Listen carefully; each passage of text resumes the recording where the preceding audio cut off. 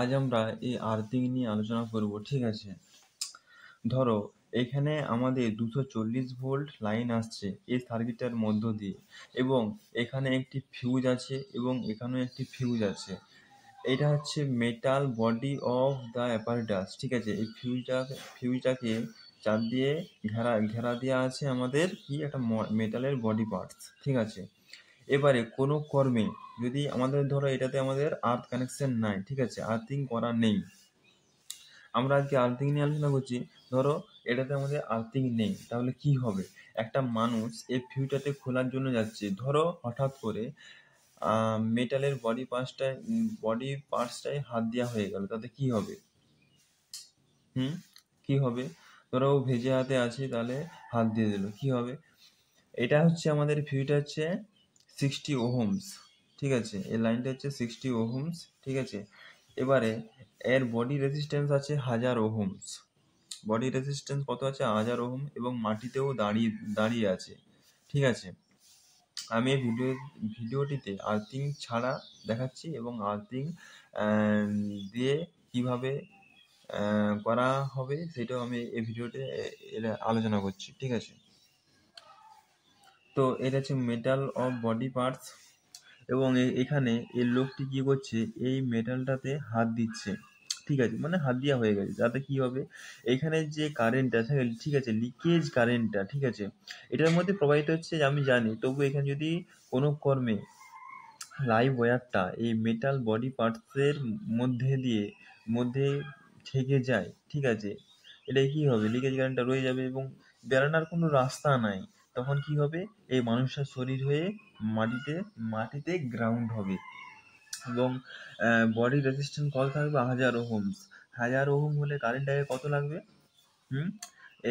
এটা হচ্ছে body resistance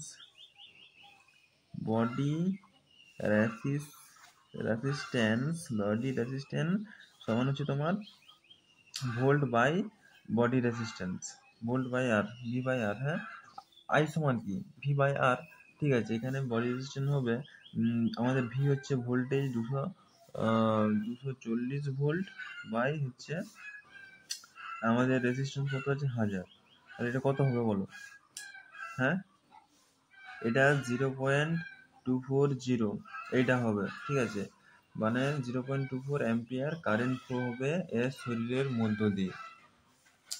এইটা শরীরের মধ্য দিয়ে কারেন্ট ফ্লো হবে যদি না আর্থিং করা থাকে, ঠিক আছে? আর্থিং তাই অবশ্যই আর্থিং করবে, ঠিক আছে? আর্থিং করাটা অবশ্যই ভালো।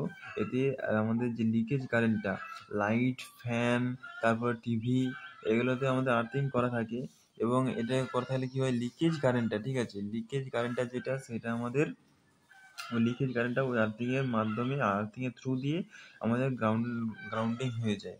তারপরে আমি আলোচনা করছি, এই যে দেখো এই সার্কিটটাতে ভালো করে লক্ষ্য করে দেখো, এখানেও 240 ভোল্ট আসছে, ঠিক আছে? এটা 5 অ্যাম্পিয়ার এখানটা দিয়ে পাস হচ্ছে, ঠিক আছে? এবং এইটা ওটা ফিউজ, এবং এখানে দেখো আর্থ ইলেকট্রোড করা আছে। মাটির নিচে যেটা গেছে সেটা হচ্ছে আর্থ ইলেকট্রোড, এবং এইটা হচ্ছে আমাদের সেই আর্থ কন্টিনিউটি কন্ডাক্টর, ঠিক আছে? এটা হচ্ছে কন্ডাক্টর মানে ওয়্যারটা আর কি। সেই ওয়্যারটা তোমার হতে পারে আমাদের বিয়ার কন্ডাক্টর দিলে ভালো হয় আর কি, ঠিক আছে? বিয়ার কন্ডাক্টরটি আমাদের দেওয়া হয় আর্থিংয়ের ওয়্যার হিসাবে, ঠিক আছে? আর এমনি সার্কিটের জন্য আমাদের সবুজ কালারের যে কোনো তার দিলেই হচ্ছে। তাই এটাতে আর্থিং করা আছে, এবং এখানে মানুষটি দাঁড়িয়ে আছে, এবং সেখানে এই মেটাল বডি পার্টসটাতে হাত দিচ্ছে, এবং এর বডি রেজিস্ট্যান্স কত? 1000 ওহমস, ঠিক আছে? 1000 ওহমস। এবং এখানে যদি ও হাত দেয়, হ্যাঁ, এখানে যদি ও হাত দেয়, তাহলে এর মধ্যে দিয়ে কারেন্ট ফ্লো হবেই না, খুবই কম কারেন্ট ফ্লো হবে, ঠিক আছে? কারণ এখানে আর্থিংটা এখানে করা আছে, এবং 1000 ওহমস বডি রেজিস্ট্যান্স থাকলেও এখানে আমাদের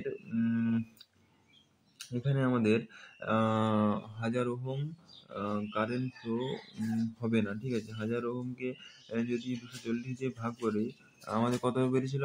0.240, কিন্তু অত কারেন্ট ফ্লো হবে না, যেহেতু এখানে আর্থিং করা আছে।